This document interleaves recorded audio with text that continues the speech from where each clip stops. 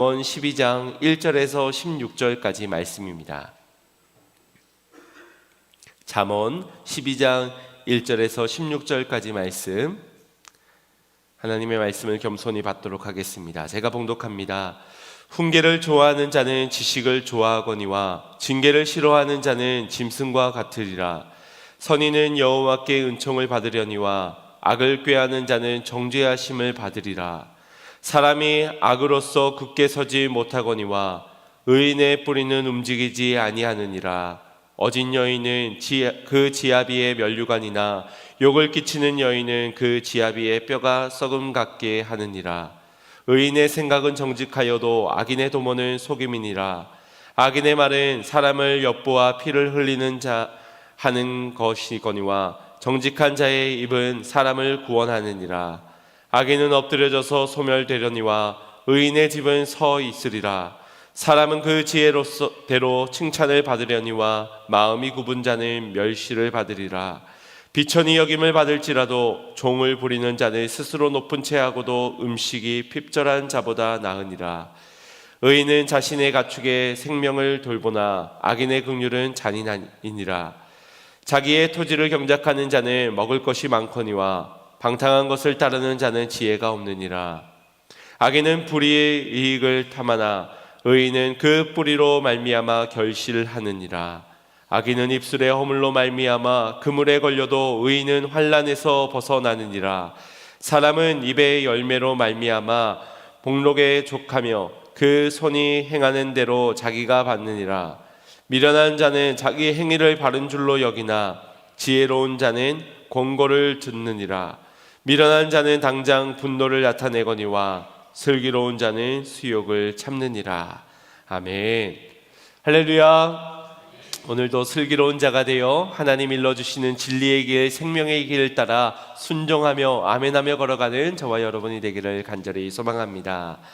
톰 소요의 모험이라는 책은 미국에서 1870년대에 출시되었던 장편 소설입니다.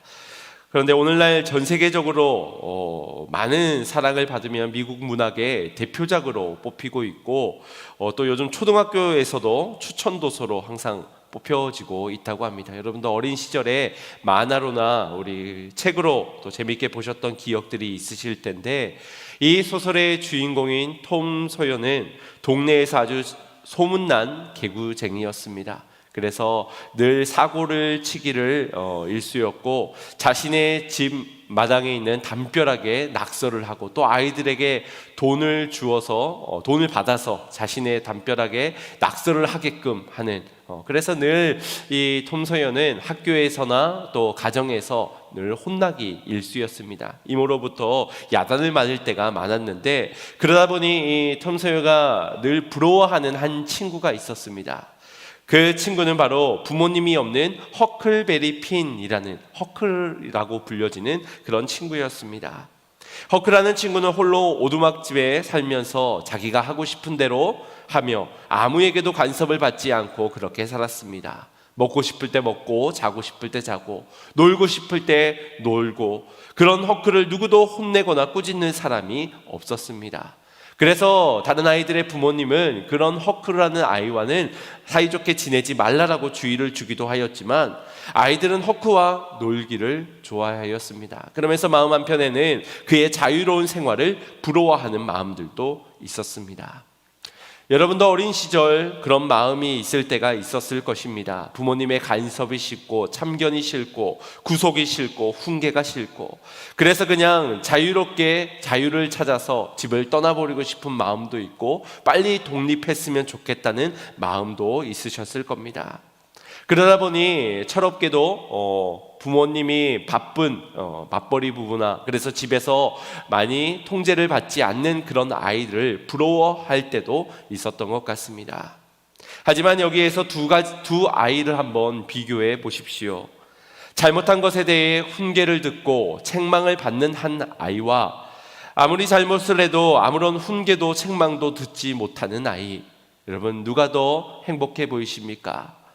내 마음대로 사는 그 아이가 더 행복한 것일까요? 그렇지 않습니다. 오히려 그 아이가 더 불행한 것이라고 할 수 있습니다. 내 마음대로 누리는 자유보다 바르고 안전하게 자라나며 옳은 길을 걸어갈 수 있는 것이 더 좋은 것이기에, 중요한 것이기에 이를 위한 훈계가 반드시 필요한 것입니다. 반대로 나에게 훈계해 줄 사람이 곁에 없다는 것, 그건 불행 중 큰 불행일 것입니다. 얽매이고 구속받는 부자유보다는 자유를 빙자한 방임과 무관심이, 그로 인한 방탕한 생활이 우리로 하여금 더 큰 불행을 가져오기 때문입니다. 그래서 지혜자는 다시 한 번 더 오늘 본문에서 훈계의 중요성을 우리에게 강조해 주고 있습니다. 여러분, 지난 잠언 9장에서의 말씀을 기억하십니까? 그때의 제목이 거만한 자에게는 들리지 않는 훈계라는 제목으로 말씀을 나누었습니다. 그래서 한 예로, 이 자녀를 가르칠 때 부모의 훈계가 싫어서 부모의 곁에서 멀리 도망치는 그런 아이가 있는가 하면, 혼내는 그 부모의 곁에서 훈계를 들으며 때로는 매를 맞으면서도 그 부모 곁에 머물러 있는 아이가 있다라고 했습니다.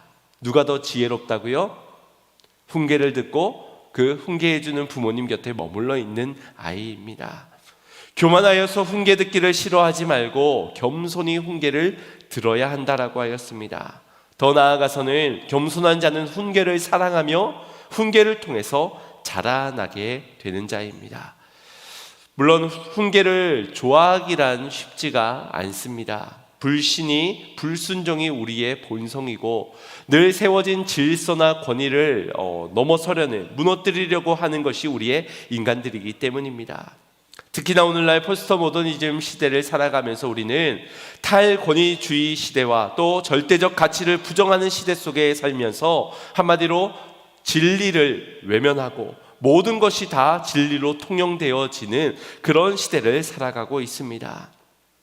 그 예로서 공동체가 무너지는 것들, 질서가 무너지는 것들을 우리가 보고 있지 않습니까? 아내는 남편에게 복종하기를 싫어하고 남편은 아내 사랑하기를 포기합니다. 자녀는 부모에게 순종하려 하지 않고 부모는 자녀를 통제하려고만 하지 양육하려 하지 않습니다. 또 상전들과 종의 관계 속에서도 상전들은 어떻게든 자신의 힘을 과시하여 종들을 통제하려 하고, 종들은 그 힘에서 벗어나 제 마음대로 제 뜻대로 살고자 자유를 갈망합니다. 이것이 지난주의 말씀이기도 하였지요. 이처럼 권위가 무너진 안타까운 시대를 살아가고 있고, 잘못된 것을 보아도 침묵하는 것이 지혜로운 것이다 라고 말하는 그런 시대를 살아가고 있습니다. 훈계가 사라지고 있다. 이것이 얼마나 안타까운 일입니까? 옛날에는 학교 앞이나 길거리에서 담배 피는 아이들을 보면 어른들이 그것을 그냥 지나치지 못하고 항상 그 아이를 불러다가 따끔하게 훈계를 하곤 하였습니다. 너 어느 학교 학생이냐고, 너 어느 집 자식인데 여기서 지금 담배를 피냐고, 빨리 안 끄냐고, 그렇게 다그치던 일들이 동네에서 여러 볼 수 있었습니다. 그래서 이런 아이들은 항상 숨어서 담벼락 밑에서 몰래 담배를 피곤 하였지요. 하지만 요즘에는 당당하게 길거리에서도, 학교 앞에서도, 집 앞에서도 담배를 피우는 아이들을 어렵지 않게 발견하게 됩니다. 그런데도 그 곁을 지나가는 많은 사람들이 괜히 눈이나 마주쳐서 시비나 붙지는 않을까 걱정스러운 마음에서 쳐다보지도 않고 걸어가는, 오히려 그 길을 피해가는 경우들도 보게 됩니다. 훈계를 듣는 입장에서는 그렇게 느끼지 못하겠지만, 이제 나이가 들어 훈계를 해야 하는 자리에 서다 보니 이것이 얼마나 안타까운 현실인지를 통감하게 됩니다. 훈계하는 입장에서는 물론 이 훈계를 제대로 전해야 한다는, 바른 것을 전해야 한다라는 부담감과 함께 어떻게 전해야 할까지를 고민해야 하기 때문에 훈계를 듣는 자의 입장보다는 전하는 자가 더 큰 부담이 있는 것 같습니다. 여간 어려운 것이 아니지요. 상대방이 이 훈계를 듣고서 느낄 감정까지를 고려해야 하니 말입니다. 더군다나 훈계를 듣길 좋아하는 사람은 거의 없다라는 사실이 우리로 하여금 훈계를 머뭇거리게 하고 주저하게 만드는 부담스러운 부분이기도 합니다. 그럼에도 만약 훈계를 한다면 그건 사랑하기 때문일 겁니다. 사랑하기 때문에 훈계하지 않을 수가 없는 것이고, 도움을 주고 싶고 긍휼한 마음이 있기 때문에 여러 가지 불편과 부담을 감수하고서라도 훈계를 하는 것이지요. 그래서 그 훈계를 사랑할 수 있어야 합니다. 그분의 훈계를 전하면서 부담스러운 마음도 있겠지만 전하는 그 마음을 알고 훈계를 듣기를 좋아하는 사람이 있다면 그는 반드시 성장하게 될 것입니다. 이것을 오늘 본문의 1절에서 분명하게 말씀하고 있지요. 우리 1절 말씀 합독해 보겠습니다. 시작. 훈계를 좋아하는 자는 지식을 좋아하거니와 징계를 싫어하는 자는 짐승과 같으니라. 아멘. 훈계를 좋아하는 자는 슬기로운 자이지만 징계를 싫어하는 자는 짐승과 같다. 훈계는 그 사람의 경험과 지식을 함축적으로 요약하여서 전달해 주지요. 그 중에서도 유익하다라고 생각되어지는 것만 전하기에 그 훈계를 받아들이면 그 사람에게는 지식이 되고 경험이 되고 분명 성장하는 계기가 되게 될 것입니다. 특별히 우리를 끝까지 사랑하시고 도우시는 전지전능하신 하나님의 말씀은 언제나 우리를 옳은 길로 인도해 가시기에 그분의 훈계의 말씀을 듣는 것이 우리에게 가장 유익한 일입니다. 모든 성경은 하나님의 감동으로 된 것으로 교훈과 책망과 바르게 함과 의로 교육하기에 유익하다 하셨습니다. 하나님의 말씀 듣기를 좋아하면 우리는 주님이 원하시는 장성한 믿음의 분량까지 성장하고 자라나게 되는 것입니다. 훈계란 잘못된 것에 대해서 말로 타이르는, 그래서 간접적으로 주의를 주는 책망의 말입니다. 그런데 이 훈계를 듣고도 따르지 않으면 어떻게 됩니까? 다음에 징계가 일어나게 되지요. 징계는 주의한 바를 크고 작게나마 직접적으로 경험하게 만드는 것입니다. 아이가 이 뜨거운 것을 함부로 만지려 하였을 때 그것을 훈계하지만 이 아이가 계속해서 호기심 가운데 뜨거운 걸 만지려고 하면 우선은 조금은 따뜻하도록 식어지게 한 다음에 그것을 데우면서 조금은 자극이 가도록, 그래서 아주 뜨겁다는 것을 일러주는 그런 징계를 내리기도 합니다. 제재를 받기도 하고 잘못을 뉘우치게 될 정도의 실제적인 책망을 받게 되는 겁니다. 그래서 우리가 이 징계를 생각할 때는 징계를 받기 전 항상 먼저 훈계가 찾아왔다라는 것을 우리는 기억해야 합니다.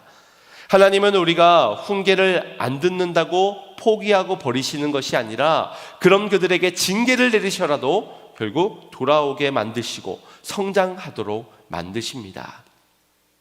우리가 훈계 다음에 징계가 찾아온다라는 이 순서를 기억할 필요가 있습니다.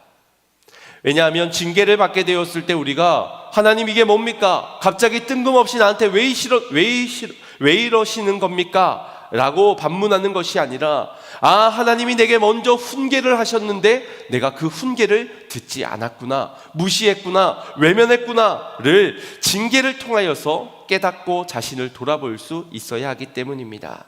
그래서 이 징계가 오는 그 순서, 그보다 훈계가 먼저다라는 순서를 기억할 필요가 있습니다. 또 하나 우리가 기억해야 하는 것은 바로 이 징계의 목적입니다. 훈계를 왜 하는 것입니까?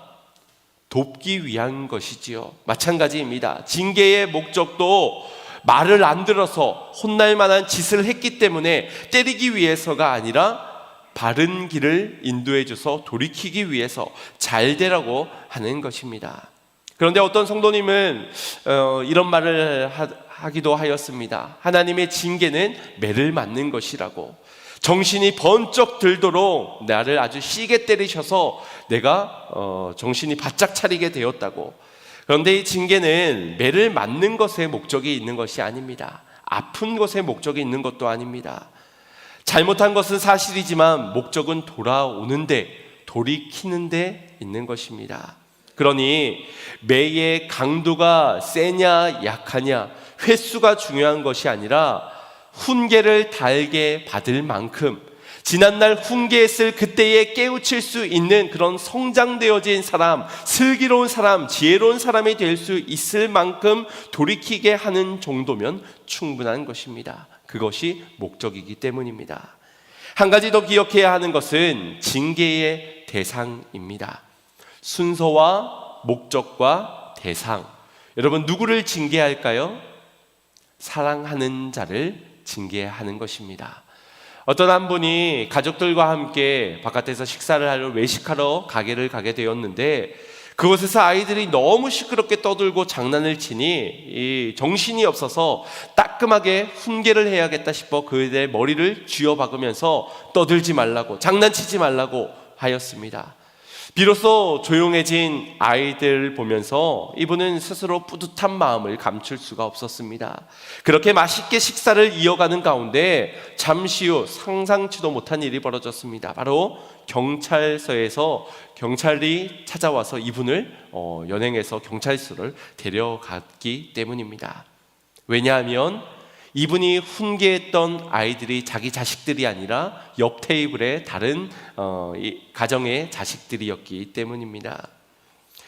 훈계와 징계는 그것이 얼마나 옳은 일이냐도 중요하겠고, 또 사랑하는 마음도 필요하겠지만 그보다 더 중요한 건 어쩌면 관계가 아닐까 싶습니다. 어떤 이에게, 어떤 대상에게 하는 것인가.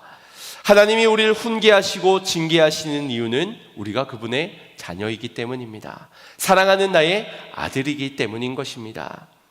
이번 다니엘 기도회를 하면서 저는 아이들과 함께 예배를 드리고 있습니다. 그런데 이 다니엘 기도회가 저녁 늦은 시간에 시작을 하잖아요. 8시에 시작해서 10시가 넘어서 끝나니 이제 집에 돌아가면 이제 11시 정도에 아이가 취침을 해야 하는 겁니다. 그러니 아이의 입장에서는 힘들 수 있는 그런 21일간이 될 겁니다. 그래서 교회를 왔는데도 졸리다고, 배고프다고, 집에 가고 싶다고 이렇게 하더라고요. 그러면서 자기는 자기 시간이 너무 없다고 불평을 하기도 하였습니다. 그러면서 첫째 아이가 이번 기도회 때 저한테 이런 말을 하더라고요. 난 평범한 초등학생이라고요 라고 말입니다.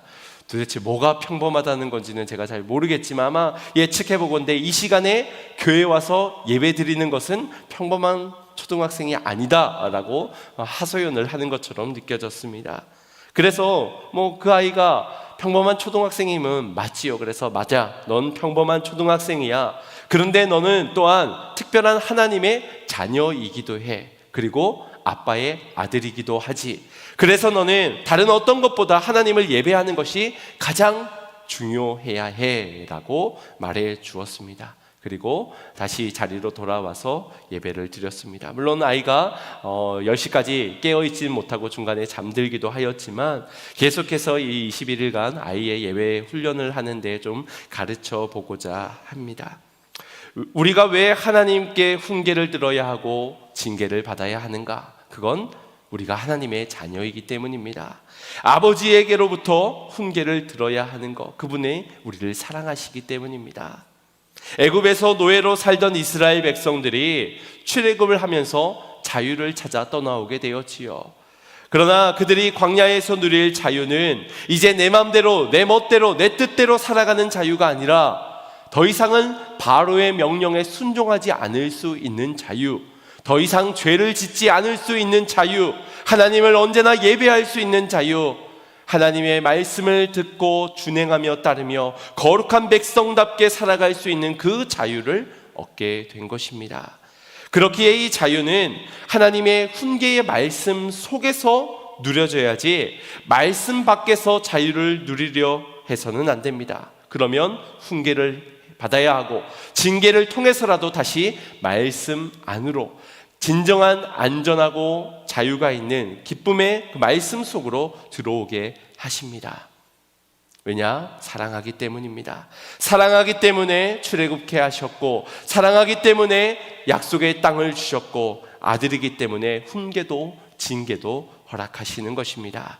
우리 이 말씀 히브리서 12장 6절에서 8절까지의 말씀을 합독하겠습니다. 시작. 주께서 그 사랑하시는 자를 징계하시고 그가 받아들이신 아들마다 채찍질 하심이라 하였으니 너희가 참음은 징계를 받기 위함이라. 하나님이 아들과 같이 너희를 대우하시나니 어찌 아버지가 징계하지 않는 아들이 있으리요. 징계를 다 받는 것이거늘 너희에게 없으면 사생자여 친아들이 아니라. 아멘. 오늘 이 말씀처럼 징계에 대한 오해가 없으시기를 바랍니다. 나를 아프게 하기 위해서, 날 덜 사랑하기 때문에 징계하시는 것이 아니라 옳은 길로 인도해 가시기 위해, 멸망길을 가지 않고 살려내시기 위하여 우리에게 징계를 허락하시는 겁니다. 그래서 징계는 형벌이 아니라 치료요 회복인 것입니다. 사랑이요 관심인 것입니다.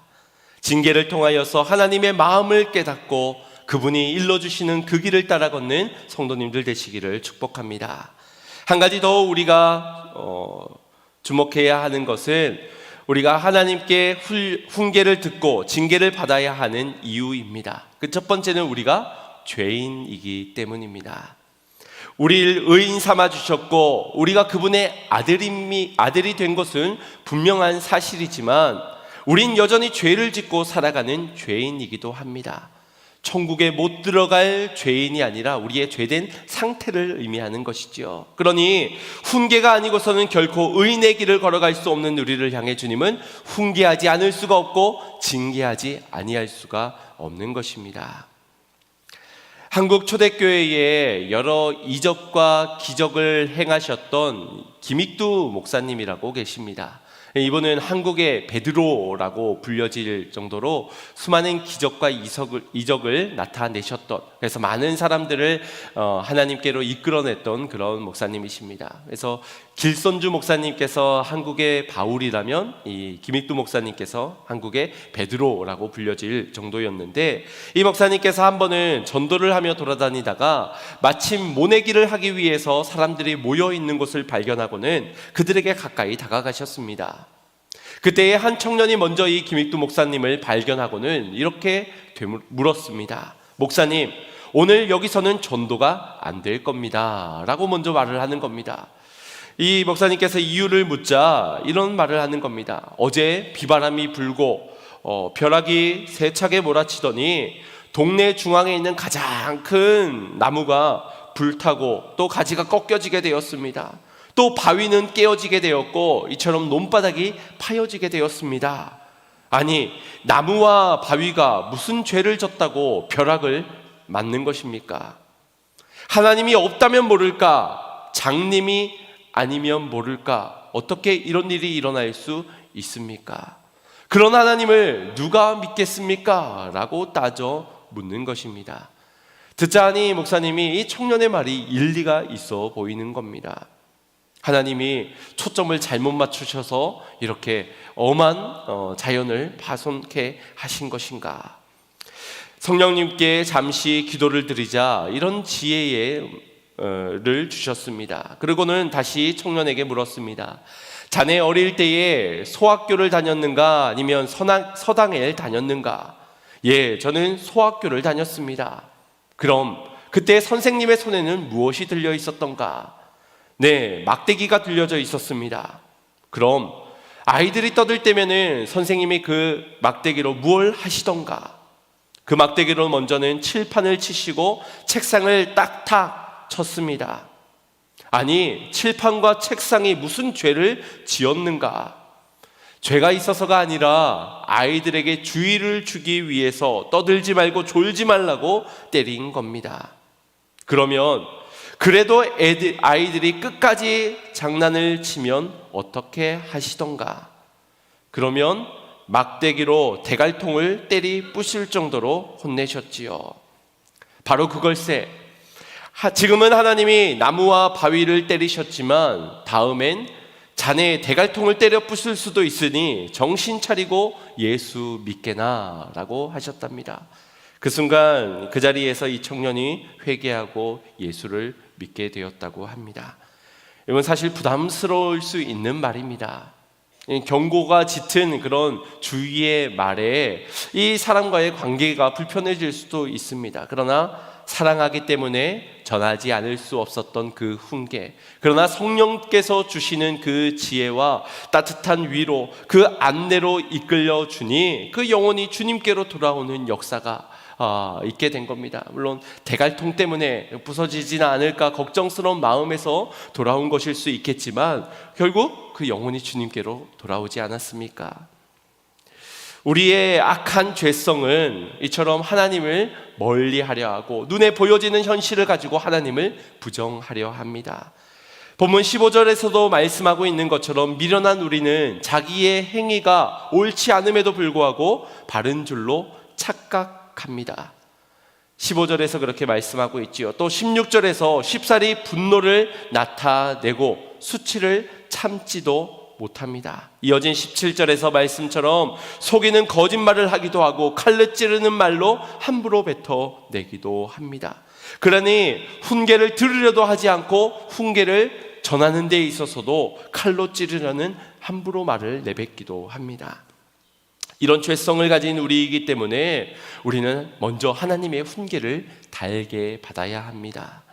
슬기로운 자가 되기 위해서 일러주실 때에 그분을 따라 경청하고 받아들이고 돌이킬 수 있어야 하는 것입니다.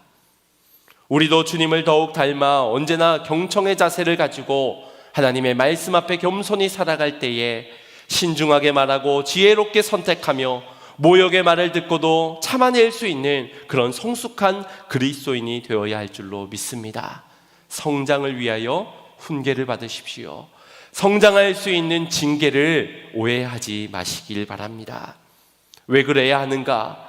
단순히 미련한 자보다 슬기로운 자가 더 좋아 보여서, 혹은 징계받은 것에 훈계만 받는 것이 징계를 받기보다는 좋아서, 성장하고 은총을 받는 게 좋아서, 물론 이것도 맞는 말입니다.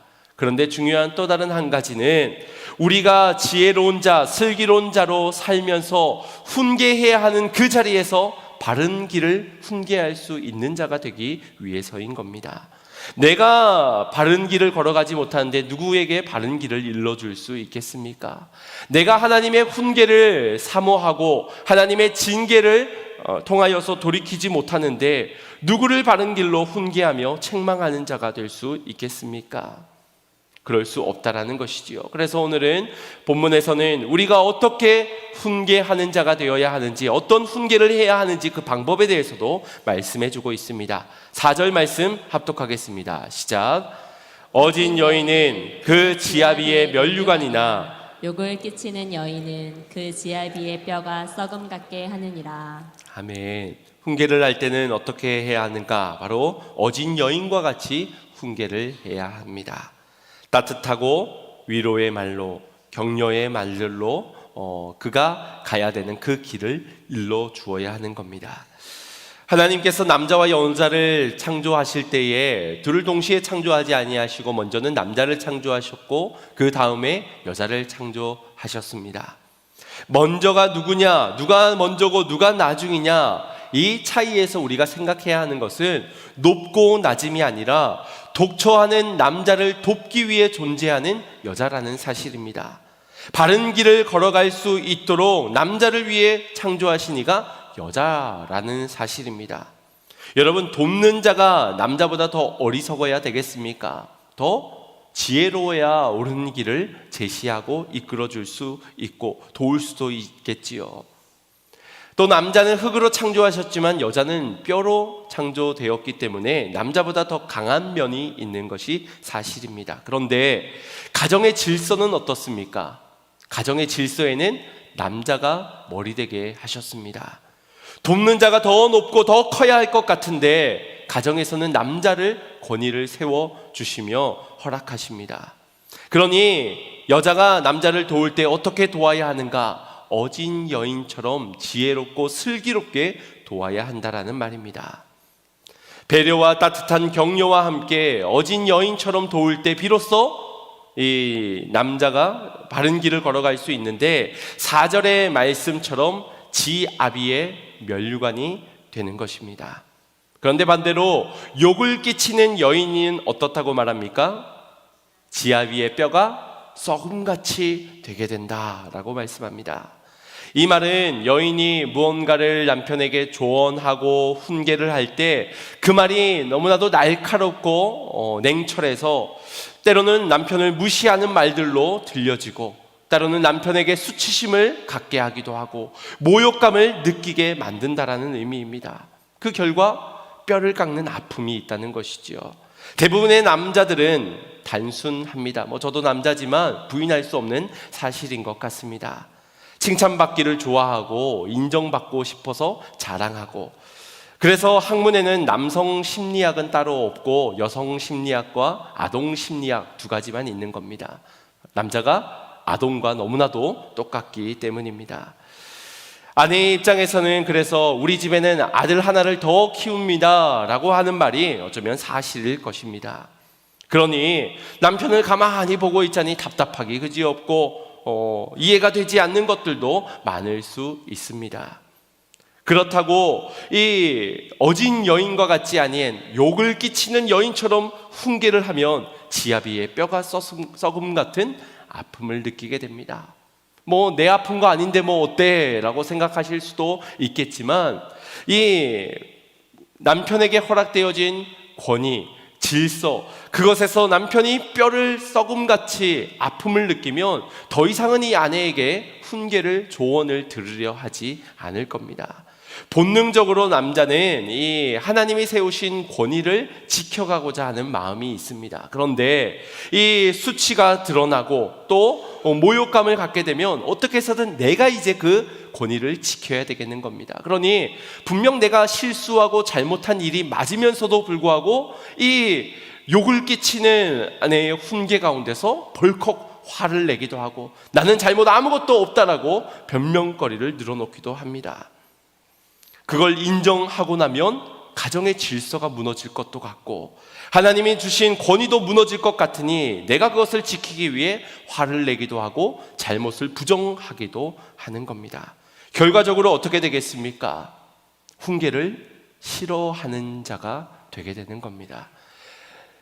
어진 말로써 그의 행동을 고쳐주면서 이 가정이 함께 바르게 갈 수 있는 그 순간에 욕을 끼치는 말로 인하여서 다음부터는 어떤 말도 들으려 하지 않고 왜곡된 시선을 가지고 또 같은 소리, 또 잔소리, 그렇게 자기를 지키기 위해 도망쳐가는, 듣지 않으려 하는, 그러면 다음도 똑같이 그 단순하고 어리석은 사람이 똑같은 선택들을 해 나가겠지요. 고집스럽게도 말입니다. 우리는 어진 여인처럼 부드럽고 따뜻한 훈계를 할 수 있어야 하겠습니다. 남편이 아내에게, 아내가 남편에게, 그리고 부모가 자식에게 말입니다. 왜냐? 훈계는 상처를 입히는 것이 목적이 아니라 회복을 시키는 것에 목적이 있기 때문입니다. 이 사람을 어떻게든 죄인 만드는 것에 목적이 있는 것이 아니라 그 사람이 돌이켜서 회복되는 것, 살게 하는 것에 목적이 있기 때문입니다. 그래서 18절 말씀, 오늘 본문 이후에 18절 말씀에 이렇게 말씀하는 겁니다. 합독해 보겠습니다. 칼로 찌름같이 함부로 말하는 자가 있거니와 지혜로운 자의 혀는 양약과 같으니라. 아멘. 우리의 말이 칼에 비유되기도 하지요. 그래서 잘 사용하면은 살리기도 하고 좋은 음식을 만들기도 하지만 잘못 사용하면 찔러서 피를 흘리게 만들기도 합니다. 지혜로운 자의 혀가 되어서 그 혀는 양약과 같이 우리에게 바른 훈계, 어진 교훈은 우리의 상처난 것을 치료하고 고치고 회복시키는 귀한 사역을 감당한다는 것입니다. 우리는 하나님처럼 되려는 교만을 언제나 경계해야 합니다. 아담보다 더 높은 자리 위에서 선악과를 먼저 따먹었던 것이 우리의 인간의 본성인 것처럼 자칫 훈계한답시고 내가 하나님처럼 되어서 군림하고 판단하고 정죄하고 내가 마치 길인 것처럼 내 생각이, 내 주장이, 내 뜻이 진리인 것처럼 군림하려 해서는 안 됩니다.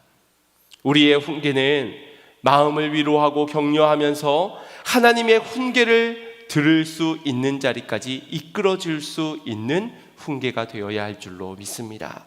왜냐하면 살리는 것은 우리의 말로서는 할 수가 없기 때문에 하나님의 복음의 말씀이, 진리의 말씀이 그들의 영혼을 살릴 것이기 때문에 결국 거기까지 진정 그 영혼이 살 수 있는 데까지 이끌어줄 수 있는 훈계를 해야 한다는 것입니다.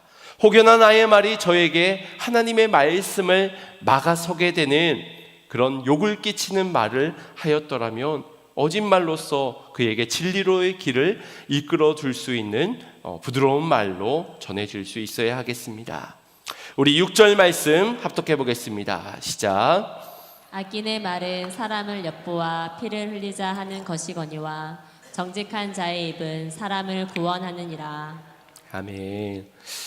악인의 말은 사람을 엿보아 피를 흘리자 하는 것이 됩니다. 그러나 정직한 자의 입은 그 사람을 구원케 하는.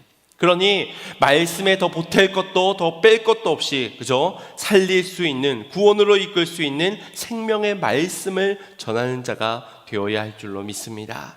그래서 우리의 훈계를 통하여서는 오늘날 훈계하는 사람을 떠올리는 한 이미지로 꼰대를 떠올리곤 하는데, 우리의 훈계를 통해 꼰대가 생각나면 안 됩니다.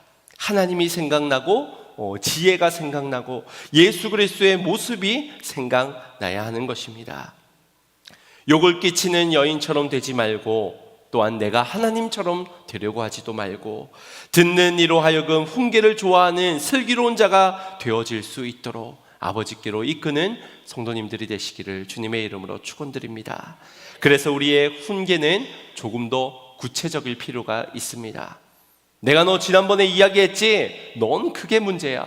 너는 하여튼 제대로 하는 게 한 가지도 없어. 에이, 쓸데없는 놈, 쌀데기 없는 놈, 다 문제야. 이건 훈계가 아니라 그냥 모욕을 주는 것이고 수치를 하는 것이죠. 또 내가 너를 못 살아, 내가 너 때문에 못 살아, 도저히 창피해서 얼굴을 들고 다닐 수가 없어 라고 하는 말도 훈계가 아닙니다.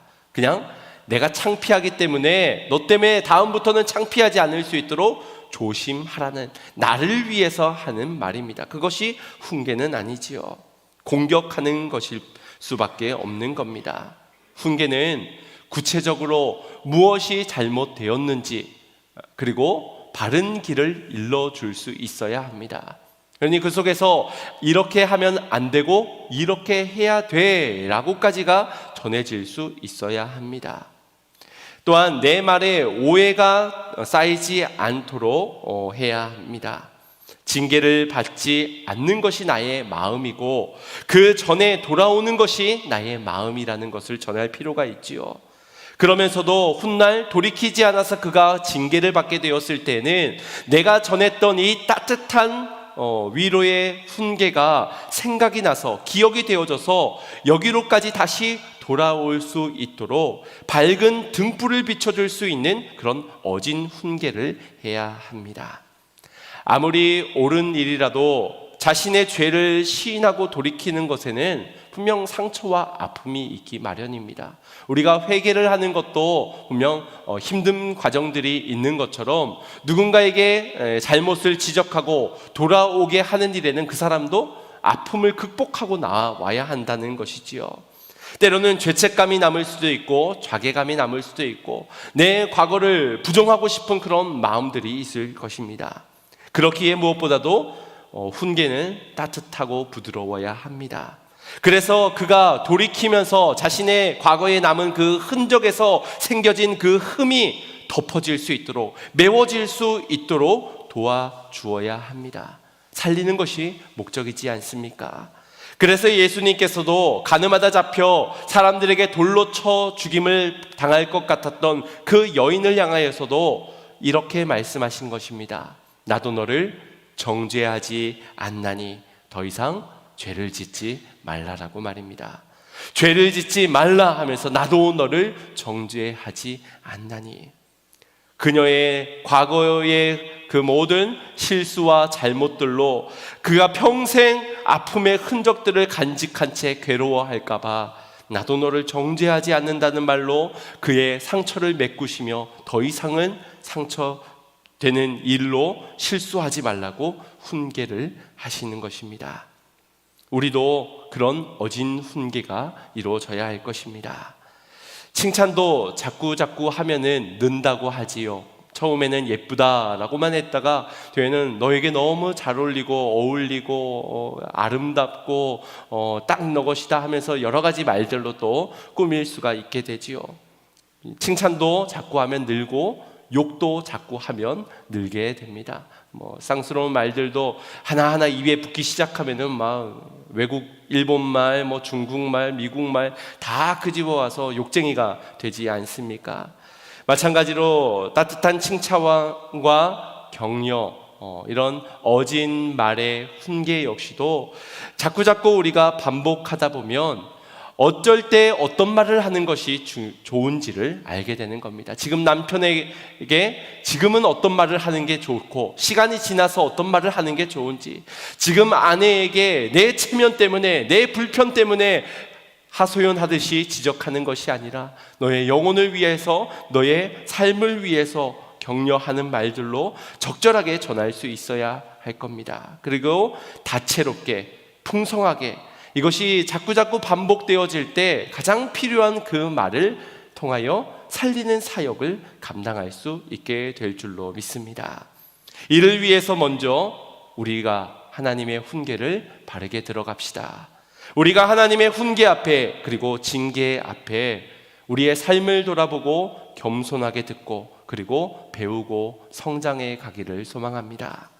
적절한 훈계, 어진 말로서 살리는 사역에 동참할 수 있는 자가 되어지기까지 성숙되어져 가시기 바랍니다. 사랑하는 성도 여러분, 지성인인 우리가 왜 아직까지도 훈계를 들어야 하고, 왜 아직까지도 징계를 통해 깨달아야 하는 겁니까? 이 정도 신앙생활을 해왔고 알만큼 아는 저와 여러분인데 왜 여전히 훈계를 들어야 하며 왜 징계를 통해 깨달아야 하는 겁니까? 그만큼 우리가 부족하기 때문 아니겠습니까? 자라날 수 있는 충분한 기회가 있었지만 훈계 듣기를 거부하고, 잘하고 있다 착각하고, 내 말이 옳다 주장하면서 연수는 오래되었지만 여전히 부족하고 여전히 연약한 존재가 우리들이기 때문이 아닐까 싶습니다. 하나님의 말씀만 잘 들었더라도, 징계하실 때에 그 징계를 오해하지만 않았더라도 우리는 조금 더 성장할 수 있었을 테고, 조금 더 배워서 성숙해져 갈 수 있었을 테고, 그러면 나의 자녀들에게 나의 만남의 모든 복들이 자연스럽게 흘러갈 수 있었을 텐데, 우리는 어쩌면 그 기회들을 놓친 채 지금도 누군가에게 욕을 끼치는 말들로 누군가의 마음을 불편하고 어렵게만 만들고 있는지도 모릅니다. 오늘 하나님 앞에 겸손하지 못했던 우리의 모습들은 회개하면서, 훈계를 싫어하고 징계를 오해하면서 부족한 채로, 그러나 완벽한 자처럼 살아갔던 교만한 자였음을 시인합시다.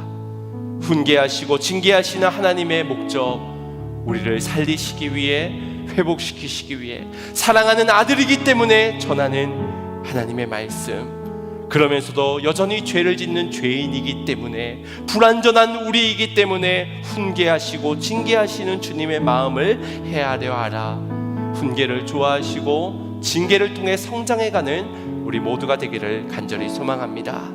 그렇게 슬기로운 자로, 어진 여인과 같이 훈계하는 자로 자라나 주님의 말씀으로 이끌어줄 수 있는 자들, 바른 길, 복음의 길, 생명의 길을 어진 말로 훈계할 수 있는 자로 생명을 살리는 귀한 일에 쓰임받는 양문의 모든 성도님들이 되시기를 주님의 이름으로 축원드립니다. 우리 주신 말씀 생각하시면서 찬양 고백 올려드리고 결단 기도 드리겠습니다.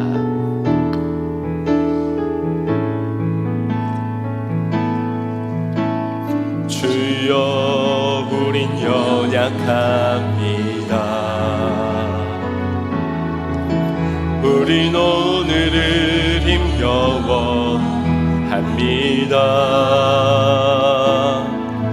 주 뜻 이루며 살기엔 부족합니다. 우린 연약한 주님, 우리는 주님의 훈계가 필요합니다. 주여, 우린 넘어집니다. 오늘 하루 또 실수합니다.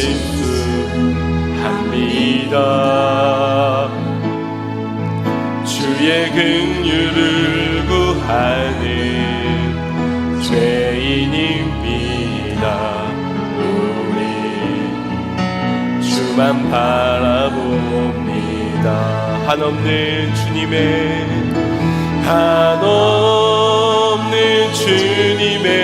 은혜, 온 세상 세상 위에 넘칩니다. 가릴 수 없는 주 영광 온 땅 위에 충만합니다. 주님만 이기리오니 흐린 그 길 따라갑니다. 그날에 우리를 이루신 주는 완전합니다. 다시 한번 더 고백합니다. 주여 우린 연약합니다. 우린 오늘을 힘겨워합니다. 우린 오늘을 힘겨워합니다.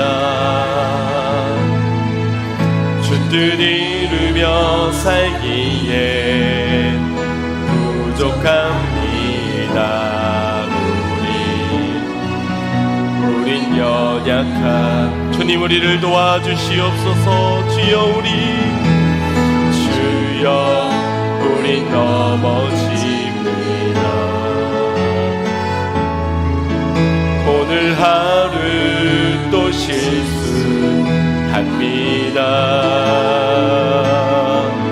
주의 긍휼을 구하는 죄인입니다.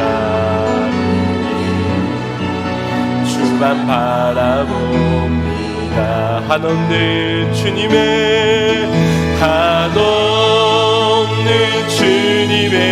은혜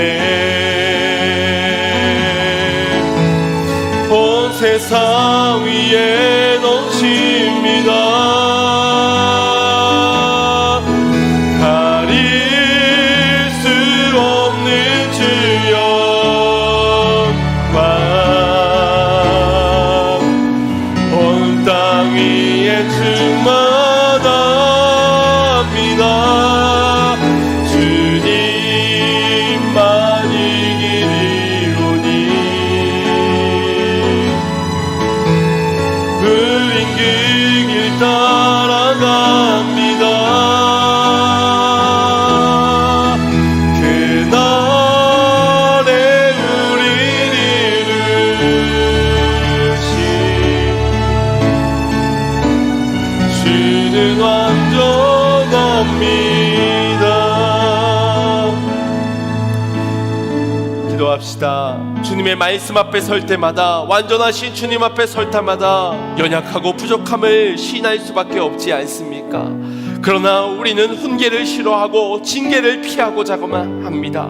돌이키지는 않으면서도, 완악한 우리의 마음을 고치지는 않으면서도 여전히 교만한 우리는 우리가 옳은 줄로 알고 잘하고 있는 줄로 착각만 하고 있습니다. 주여, 오늘도 주님의 말씀 앞에 다른 것을 구하고 있지는 않습니까? 하나님, 우리에게 필요한 말씀으로 훈계하시는데 우리는 다른 것으로 해결해 되기를 원하고 있지는 않습니까? 주여, 교만한 우리의 마음을 고치시고 악인의 길이 아닌, 악인의 생각이 아닌 의인의 길, 의인의 생각을 할 수 있도록, 의인의 말을 할 수 있도록 주여 우리를 가르쳐 주시옵소서. 사랑하기 때문에 전하는 주님의 말씀, 주님의 징계를 통하여 회복의 자리로 나아가게 하여 주시고, 슬기로운 자가 되어 어짓말의 훈계를 통하여서 생명을 살리는 귀한 사명을 감당하는 자가 되게 하여 주시옵소서라고 우리 함께 주의 한번 부르짖고 기도하겠습니다. 주여,